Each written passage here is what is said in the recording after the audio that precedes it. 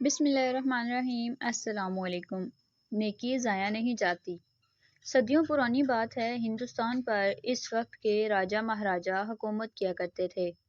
ایک ہندو راجے نے بہت سے علاقوں پر قبضہ کیا ہوا تھا۔ وہ ایک ظالم بادشاہ تھا، بات بات پر وزیروں کو قتل کروا دیا کرتا تھا۔ اس کا ایک وزیر ایک عقل مند اور رحم دل شخص تھا۔ وہ رعایا سے نیک سلوک کرتا تھا اور ان کی مدد بھی کرتا تھا۔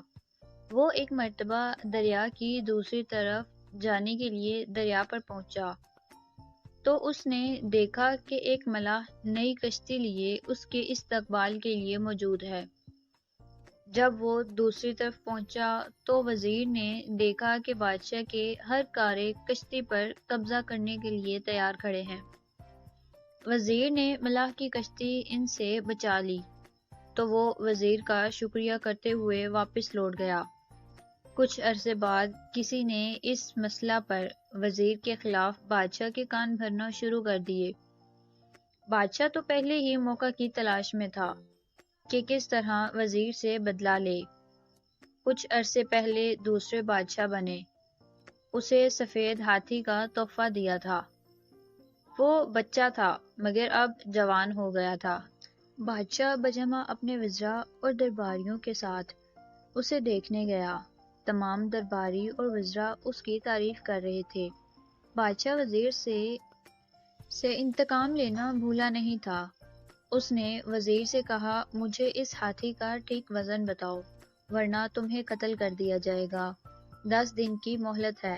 وزیر بہت پریشان ہوا۔ وہ مختلف تدبیروں کا سوچنے لگا مگر کچھ سمجھ نہیں آ رہا تھا۔ وہ پریشانی کے عالم میں دریا کی طرف نکل گیا اور وہاں بیٹھ کر سوچ بچار کرنے لگا۔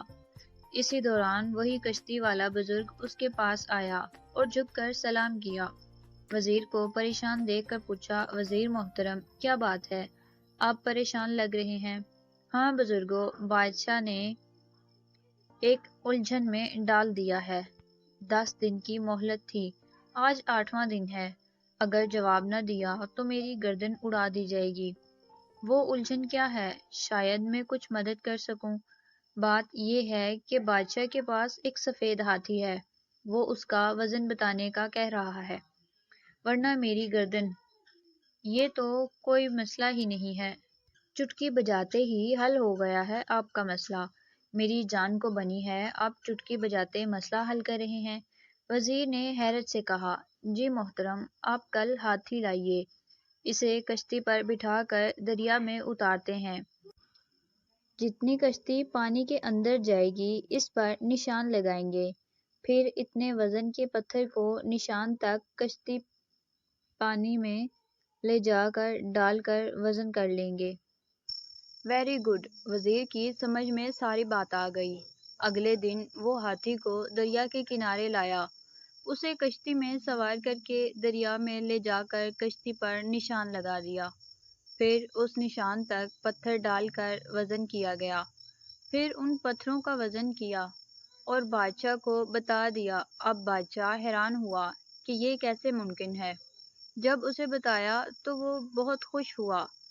ایک نیکی کا یہ صلہ دیا ہے، جبکہ اس وزیر نے بہت سے معاملات میں بادشاہ کی رہنمائی کی تھی اور اپنی غلطی کا اعتراف کیا۔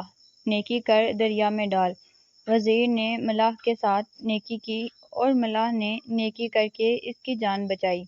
اللہ تعالی ہمیں نیک کام کرنے کی توفیق عطا فرمائے، آمین۔